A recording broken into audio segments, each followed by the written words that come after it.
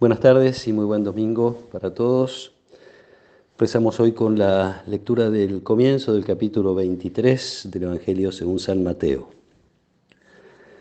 Jesús dijo a la multitud y a sus discípulos: los escribas y fariseos ocupan la cátedra de Moisés. Ustedes hagan y cumplan todo lo que ellos les digan, pero no se guíen por sus obras, porque no hacen lo que dicen. Atan cargas pesadas y difíciles de llevar y las ponen sobre los hombros de los demás, mientras que ellos no quieren moverlas ni siquiera con el dedo. Todo lo hacen para que los vean. Agrandan las filacterias y alargan los flecos de sus mantos.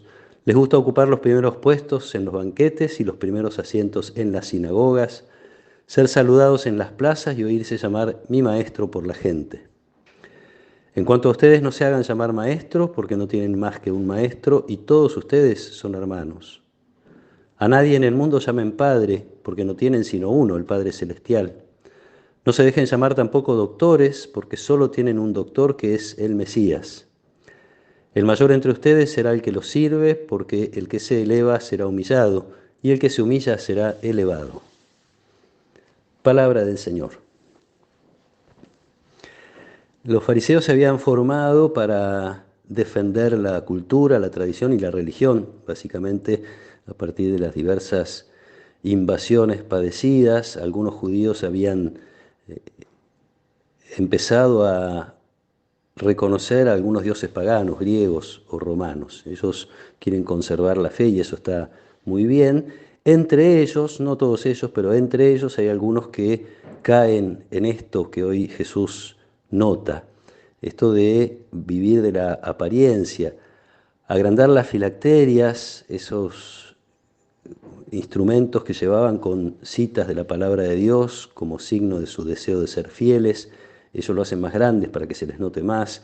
Alargan los flecos. Sabemos que Jesús usaba también esos flecos por esa mujer que se acerca con el deseo de tocar los flecos de su manto, flecos que recordaban a los mandamientos. Ellos los hacen más largos para que se note. Están preocupados por lo visible, por lo exterior. Y en esa preocupación entonces también sobrevaloran los títulos que pueden tener. El problema en realidad no es los títulos, tener títulos. El problema, como dice algún autor comentando este pasaje, es la titulomanía, es el pretender que eso sea nuestra presentación, que lo importante sea aquel título que alcanzamos a tener.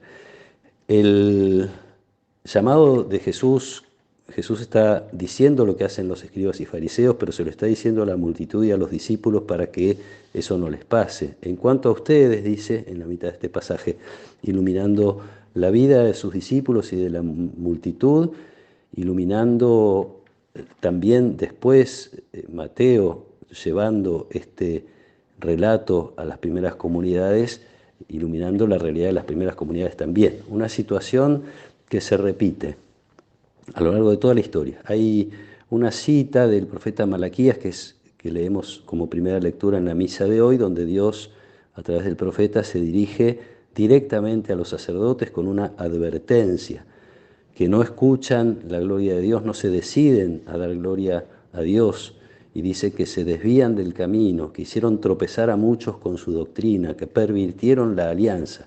Una advertencia muy fuerte y yo diría muy constante, muy permanente. A los escribas y fariseos les pasaba lo mismo, lo dice Jesús. Atan pesadas cargas sobre los demás, pero ellos no las llevan. Molestan o persiguen a la gente con el cumplimiento de mandamientos, leyes y preceptos, y mientras ellos están preocupados de su apariencia exterior, del reconocimiento, de que se les den los primeros puestos, de que se los llame maestros, doctores, etc. No es tanto, como digo, el problema, sino el riesgo de poner por fuera lo importante, cuando lo importante está por dentro. Hacen todo para ser vistos.